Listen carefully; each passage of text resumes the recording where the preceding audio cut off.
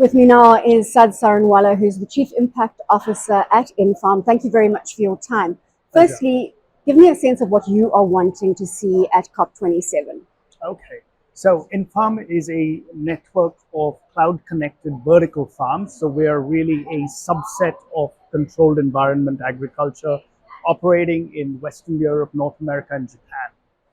So what we are really bringing to the table is a new form of production in terms of resilience, because we're looking at what is a climate resilient way of growing food for the future.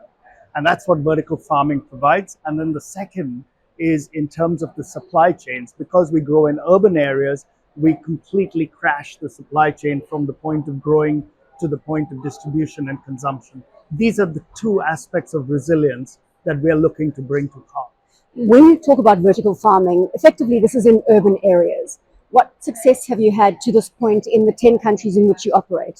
So in the 10 countries that we operate, we've got more than 1,000 different points of sale.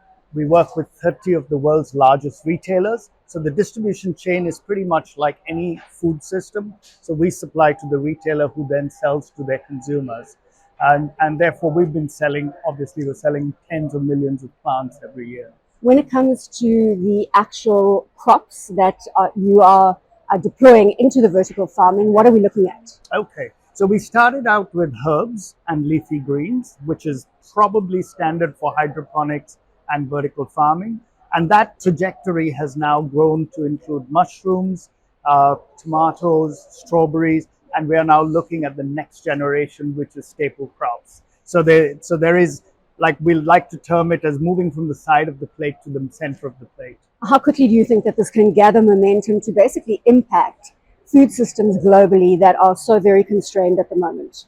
So in terms of the actual vegetable, fruit and vegetable basket, that is very much on the horizon. So the market is estimated to be $30 billion by 2030. So we're talking about within this decade that's going to have an impact in terms of supplying cities and making cities more self-resilient. In terms of the staple crops and in terms of some of those products like wheat, like rice, like cereals, we're probably looking at a slightly longer time frame, maybe in the next decade. Suds, the cost effectiveness of vertical farming, it's all about cost and obviously return on investment. Is it something that we can say is affordable from a production perspective? Well, the investment community has spoken with their wallets, if you will, and they have been funding the growth of vertical farming because they've been putting it into the context of climate resilience and food shocks. So they've been food security at a broader level. So in terms of the unit economics, that has already been proven by multiple players across the North American markets and in the European set.